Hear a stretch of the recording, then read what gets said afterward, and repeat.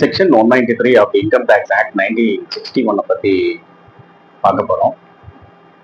Financial year 2025-26ல interest on securities, அதாவது TDS on interest on securities, இதுல applicable பாத்தீங்கன்னா individual, HUF and other entities இவங்கெல்லாம் அதுல கவர் ஆவாங்க.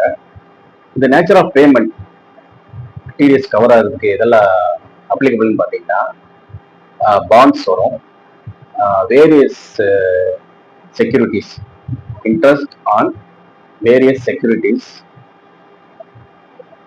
Debenture, bonds, other notified securities and government securities. இதோட rate of tax எவ்வளோன்னு பார்த்தீங்கன்னா 10% per annum.